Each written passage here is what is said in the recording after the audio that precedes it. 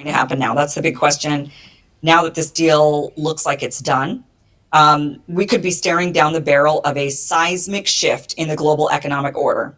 If the petrodollar system collapses, the US dollar might lose its status as the world's primary reserve currency. This would mean less global demand for dollars, leading to a significant drop in its value. So picture this: higher inflation with less global demand for the US dollar, its value would decrease. A weaker dollar means imports become more expensive, driving up prices and leading to inflation, which none of us want. Skyrocketing interest rates to combat inflation and attract buyers for US debt. The Federal Reserve might raise interest rates. Higher interest rates would increase borrowing costs for consumers and businesses. And the collapse of the petrodollar could lead to an increased struggle for the US to finance its debt. With the dollar's diminished status, fewer countries would buy US Treasury bonds. The US would need to offer higher interest rates to attract buyers, making it more expensive to finance its debt. Basically, it's a nightmare scenario for us. I want to start off by giving all praise, honor, and glory to Yahweh, Ba'ashem, Yahushai, Ba'ashem, Rakah, Kodash. Double honors to the apostles and the elders of Great Millstone, and salutations to the Akim out there pushing this word in all sincerity, in all honesty, in all truth. Salutations also, to the large multitude of men, women, and children who are foreordained to receive this truth, and along with it, mercy to Yahushai and his sacrifice. So over the past week, the news would have made it. Well, it's not on the mainstream, as Kim is saying here in this video, or she will say in this video. But I just took out this clip. It's not on the mainstream, but it has been known. It has been put out that Saudi Arabia is not renewing their petrodollar deal with the America after 50 years. I did a lesson on this, recently, and the Ella Yashawamba also, did a lesson on it. I believe other brothers have as well have done lessons on it, But I just wanted to put up a recording of this clip, and go through a few scriptures, that came to mind while watching this video this morning, So let's just get right into it. We heard what she said. High inflation. You can't afford things. It's more expensive to do imports, making it it's going to be difficult for America to finance its debt. All these things are leading to what? A nightmare scenario, she says. All right, let's get to the scriptures. This is Jeremiah 51 and verse 7. Babylon has been a golden cup in the Lord's hand that made all the earth drunken. Drunken with what? Their philosophy, their ideals, their corrupted way of life. Right? That's what's happened. Right? So it goes on to say, the nations have drunken of her wine, therefore the nations are mad. Babylon is suddenly fallen and destroyed. Howl for her, take balm for her pain, if so be she may be healed. We would have healed Babylon, but she's not healed. Forsake her, right? And let us go every one to his own country, for her judgment reacheth unto heaven and is lifted up even to the skies. Yeah, every nation they're going to be fleeing from America right now. America is a debt-ridden country. It has the most global debt in the world, and it has been able to finance that debt because current countries rely on the US dollar to buy oil and other precious commodities, right? With the end of this petrodollar deal, right, that would mean the demand for the dollar, just like you hear Kim Iverson said it, is going to significantly decrease. Not overnight, but eventually, right? Babylon is suddenly fallen and destroyed. Hold for her, take balm for her pain, if so she may be healed. We would have healed Babylon, right? But she's not healed. She has too much debt. She has too much blood on her hands. Forsake her and let us go everyone to his own country, for her judgment reacheth unto heaven and is lifted up even to the sky, right? So the only reason why these nations were tolerating America so long was because they needed to use that US dollar, right? It was a thorn in their sides. But now that nations have begun to de-dollarize, I mean, ever since I came into this truth, over 14 years ago and almost 15 years ago, right, nations have been de-dollarizing, starting with Russia and China, right?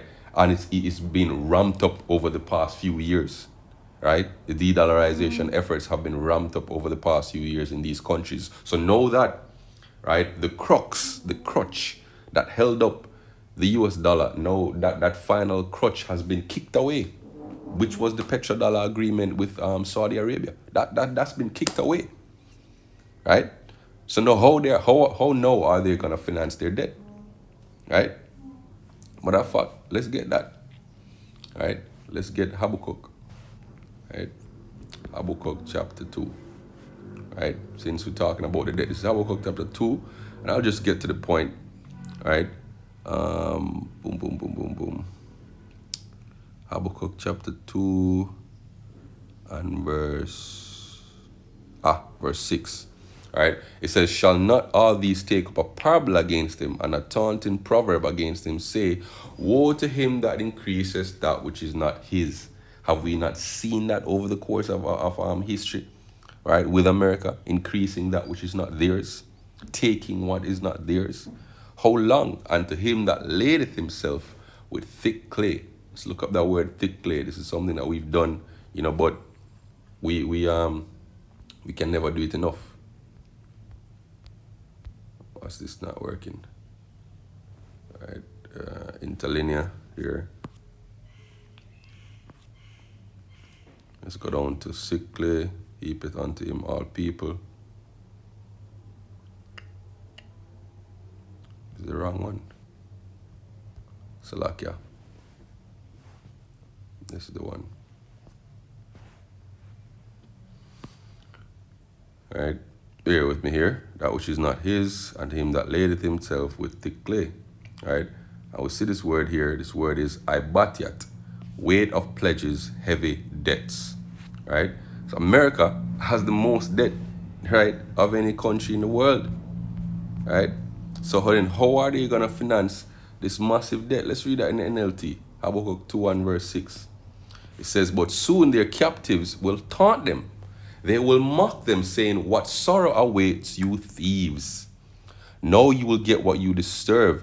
You've become rich by extortion, but how longer can this go on? Right? How longer can this go on? Suddenly your debtors will take action. They will turn on you and they will take all you have while you stand trembling and helpless, because you have plundered many nations. Know all.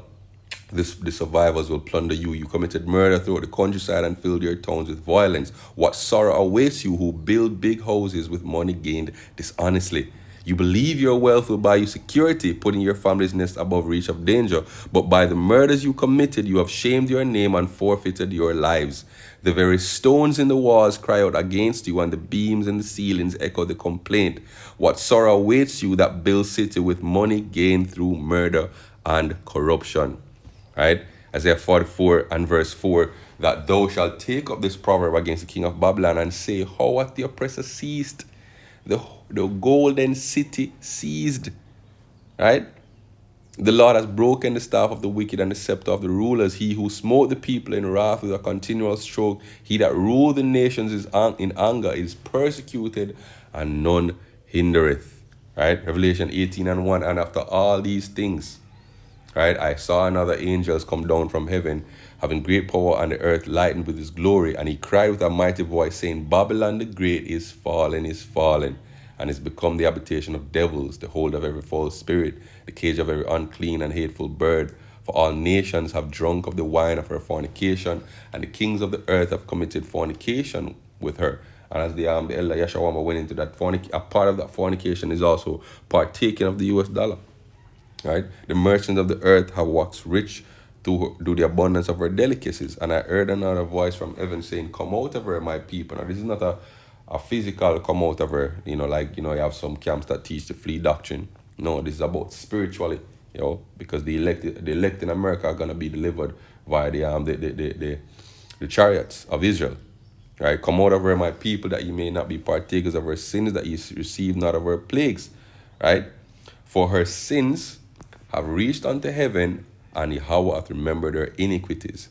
Reward her even as she rewarded you, double unto her, double according to her works. In the cup that she has filled, fill to her double.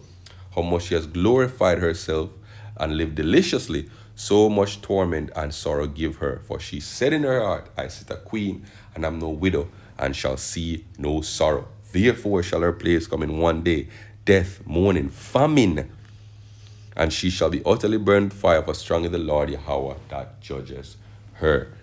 right? If you've done any type of historical research into economics, you will read about nations who have experienced hyperinflation, like the Weimar Republic, like Zimbabwe, like Argentina is experiencing now, right? Or over the past few years, right? Imagine going to the grocery store and a loaf of bread is $50, $100, 150, $200. Imagine going to a restaurant to sit down and they can't put the prices on the menu because by the time you sit down and eat to the point where you go to pay, the price has gone up, right? That is what is coming to America, right? And the thing is, America is not going to, go gently into that dark night, as I said before. They're gonna fight because right now the only strength that they have is their military might, right? Because the economic strength is waning. The economic strength has just gotten the final nail in its coffin. It's a dead corpse walking around. So the only thing they have left is their military might, and they're gonna flex it. They're not gonna go gently into that dark night, right? They're gonna go kicking and screaming, right? So that's pretty much what I want to bring. What I won't beat a dead horse. Shalom until next time.